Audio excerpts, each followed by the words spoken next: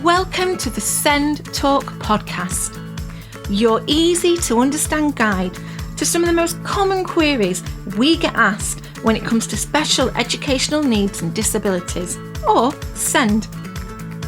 I'm your host, Vic Elizabeth Turnbull, and together with SENDIASS Manchester, the city's information, advice and support service for SEND, we'll empower you to make informed decisions for you or your child.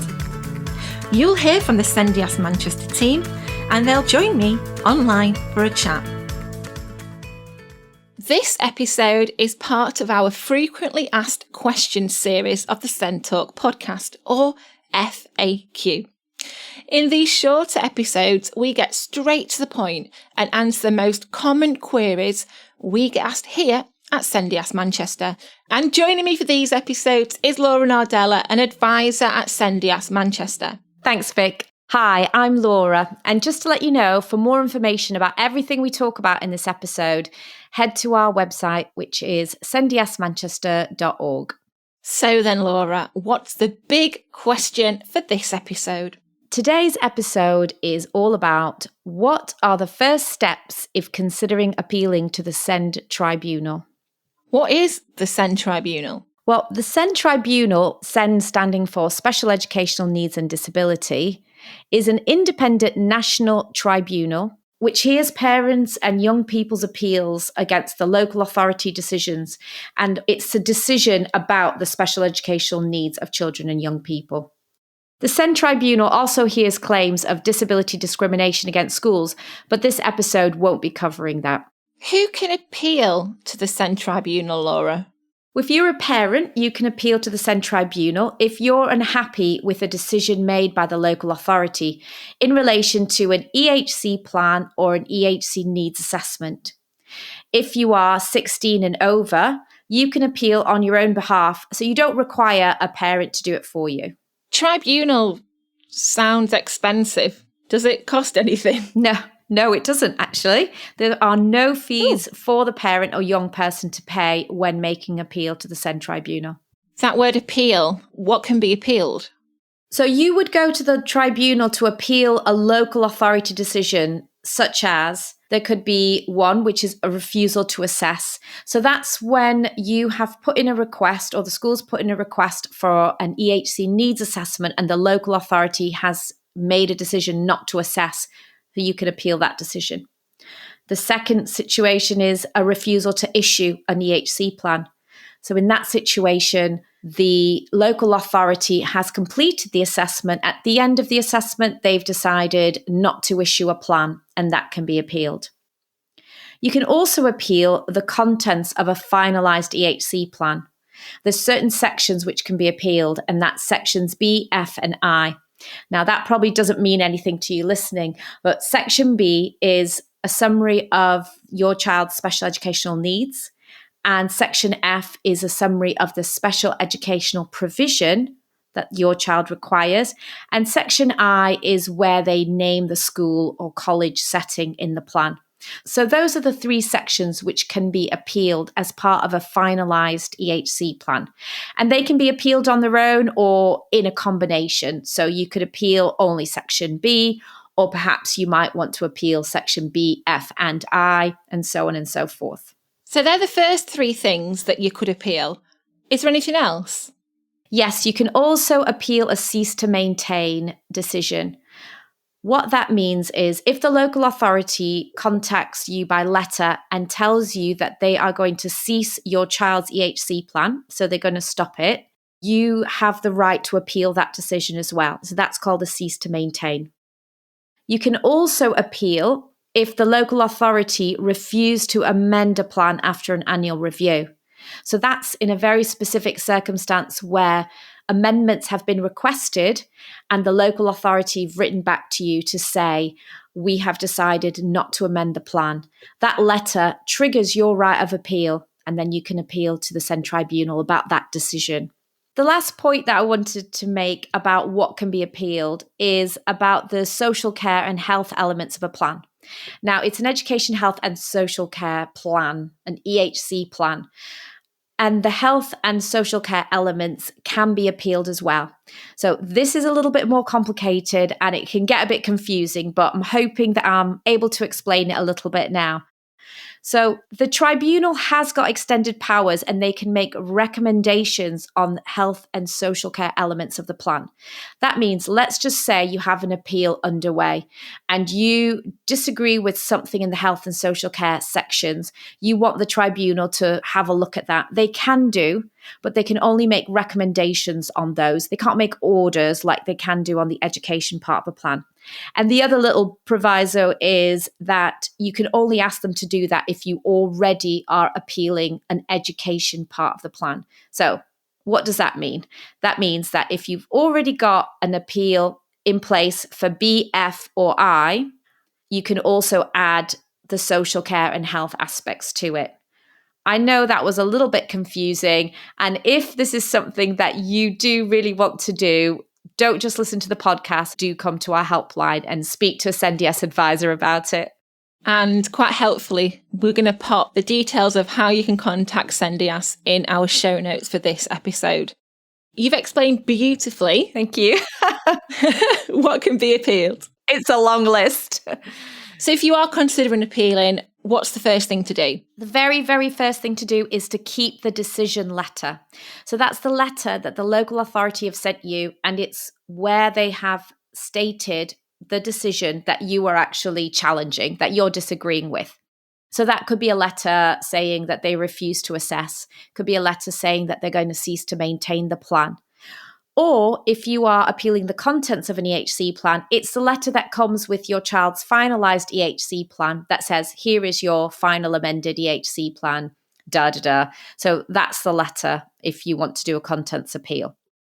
According to guidance, the letter should inform you of your right to appeal, and it also informs you of your right to mediation. And the most important thing is you can't appeal to the SEND Tribunal without a copy of that letter. So don't chuck it in the bin. Keep it safe, because then when you get to your appeal, you'll see the list of documents on the appeal form and it'll say the local authority letter. And people ring us and say, what letter? What do they mean? That's the letter. It's the decision letter. My next questions are along the theme of what's next. Are you ready? Okay. All right. Okay. Ready for what's next. You've got the letter. What's next? What's the next thing to do?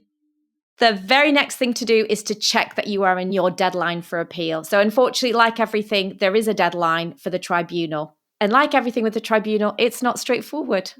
So the first straightforward answer is you've got 2 months. You have 2 months from the date on that letter to appeal. That's your window. If you're within that window, then that's absolutely great.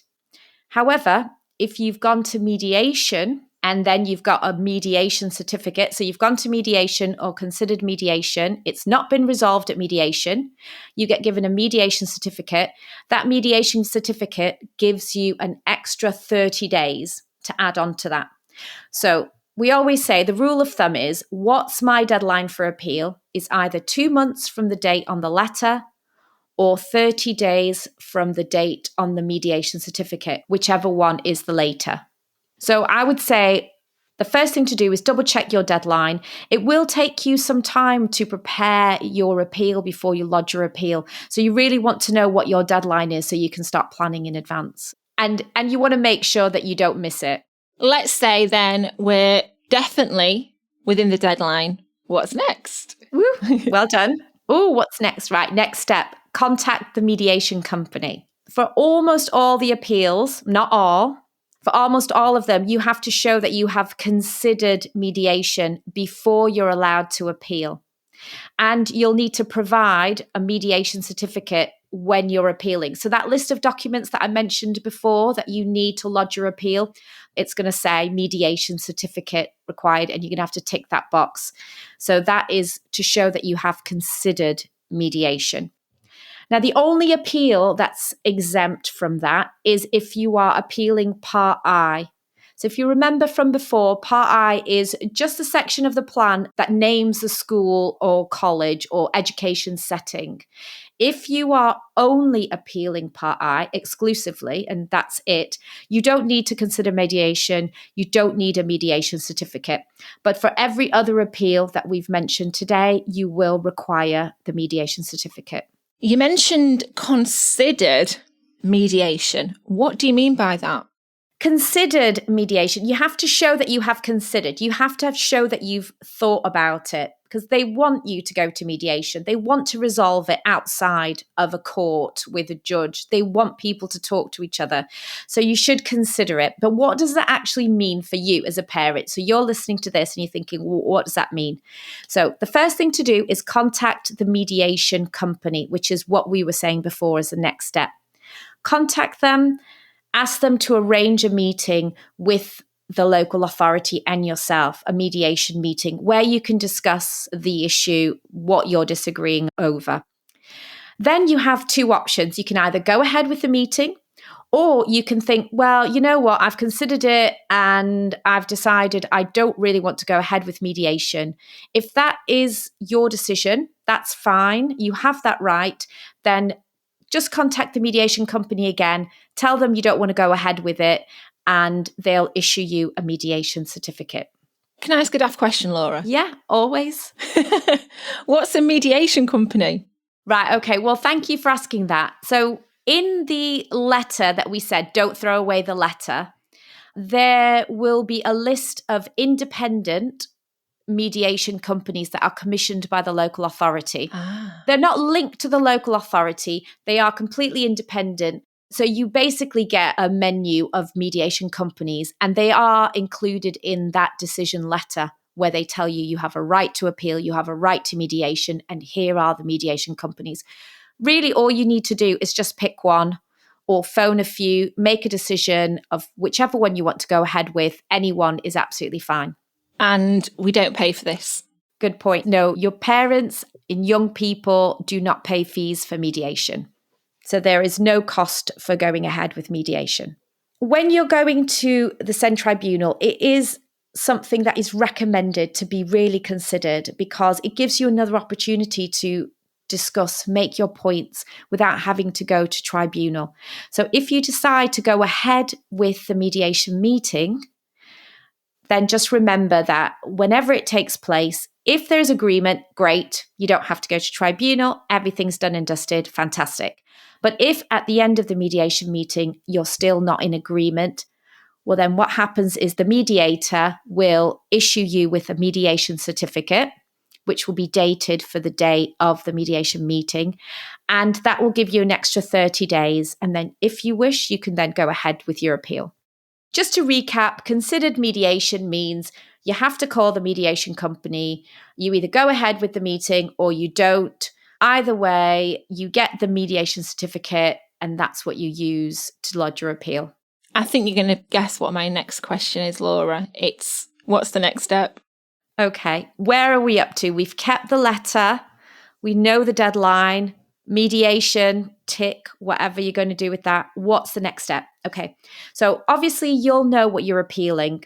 You can contact SENDIASS Manchester on our helpline, or even better yet, go to our website, sendiassmanchester.org, go to the tribunal section of the website, where you will find individual guides for each appeal scenario. So, for example, there is a tribunal guide on how to appeal a refusal to assess, refusal to issue, BF&I appeals, etc. So the bulk of the work will be now in preparing your appeal and writing up your reasons for appeal. Reasons for appeal is just dead straightforward. It's a description of what you are challenging and the reasons why. Obviously, I can't go into detail now about what the next steps would be, because for every single appeal scenario, the information will be different.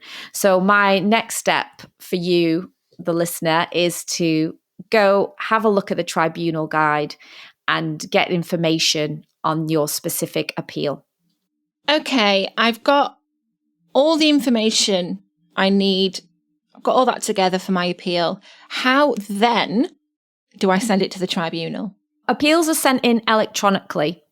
So the first thing would be to make sure that you've got all your evidence and your documents in electronic form. To appeal, you have to use a specific form. It's called the SEND 35 form, and most appeals are lodged using that form. So if you are appealing a refusal to assess decision, you have to use a different form.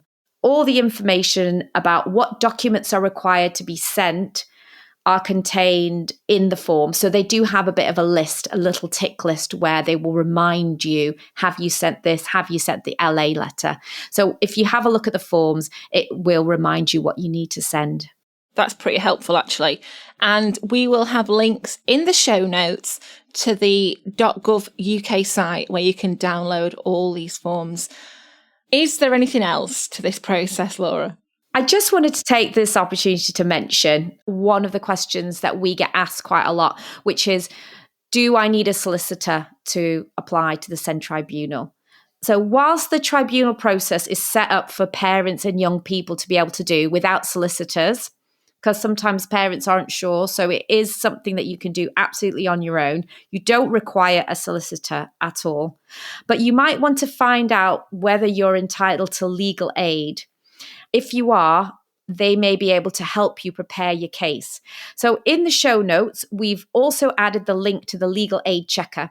So I would advise parents to go there, go through the legal aid checker just to see if you are entitled to that. If you are eligible for legal aid, you will get a solicitor to help you prepare your case, but they won't go with you. They won't accompany you to the actual tribunal hearing. That's really helpful to know about legal aid and the options we've got there. So what happens after you've lodged your appeal? You've sent your email. What happens now? Well, you'll receive an automatic email response from the tribunal. So that will confirm that they've received your appeal. And that's good to know. That's reassuring that it's gone. Then 2 or 3 weeks after you've lodged your appeal, you should get an email from the tribunal to confirm it's been registered with the tribunal services. And then you'll get an appeal number. So their email to you will contain quite a few attachments. One will be called New Parent Registration or New Parent Letter. Open that one first. That will have the bulk of the information, all the deadlines of different things that need to happen. It will give you your hearing date, which is one of the most important things. It will also give you your appeal number.